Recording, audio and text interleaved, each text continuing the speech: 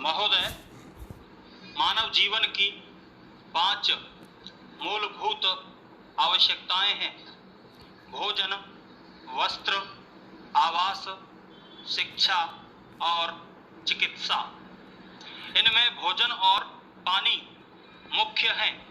पीढ़ियों से इनको खेती और जमीन से उजाड़कर जंगली और पहाड़ी भूमि, जो लगभग 8-6 एकड़ है, इन परिवारों को बसने और खेती करने के लिए राज्य सरकार द्वारा प्रदान की गई है। सिंचाई की सुविधा के अभाव में इनकी खेती प्रकृति के ऊपर आधारित है, पर हाल ही में एक पंप निजी प्रयास से लगाया गया है। बाकी सारी खेती वर्षा पर आधारित है। इस कारण खेती बरसात में ही होती है। यद्यपि गांव में एक पहाड़ी नाला है जिसमें पानी रहता है और इस पानी का उपयोग सिंचाई आदि में किया जाता है, लेकिन साधनों के अभाव और बंदियों द्वारा पानी संचित करने की कोई व्यवस्था न होने से इसका समुचित उपयोग करना संभव नहीं हुआ है। सिंचाई सुविधा के अतिरिक्त इनके पास अपना बैल भी नहीं है। बरसात के दिनों में जब आसपास के कारोबार बंद हो जाते हैं, तब इन क्षेत्रों में बैलगाड़ी चलना ही बंद रहता है।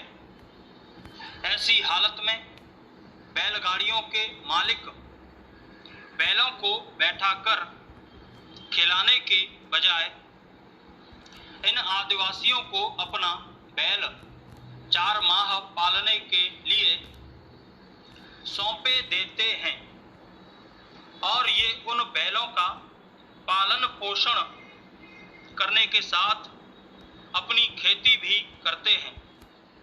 मौसम समाप्त होने पर यह भाड़े के रूप में एक बैलगाड़ी पुआल भी मुफ्त देते हैं। इस प्रकार परस्पर सहयोग और एक दूसरे की जरूरत के मुताबिक खेती करने के लिए बैल आसानी से बरसात में इनको उपलब्ध हो जाता है। ये प्रायः धान की खेती करते हैं और बरसाती सब्जियां लगाते हैं। इनकी सामूहिक खेती है। जो धान का उत्पादन होता है उसे आपस में बांट लेते हैं। इस तरह की सामूहिक भावना इसलिए भी इनमें प्रबलता के साथ पाई जाती है कि सभी परिवार 2 सगे भाइयों के ही हैं। खेती में मात्र 2-3 माह के खाने के लिए धान होता है।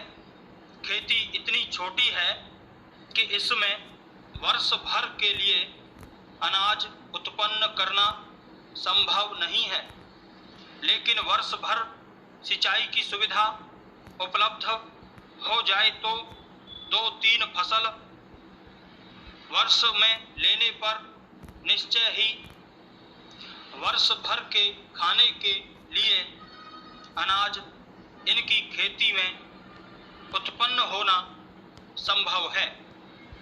सरकार सिंचाई की सुविधा के लिए बहुत दावा और वादा करती है, लेकिन व्यवहार में अभी तक इस गांव में सिंचाई की व्यवस्था के लिए राज्य सरकार द्वारा कुछ नहीं किया गया है।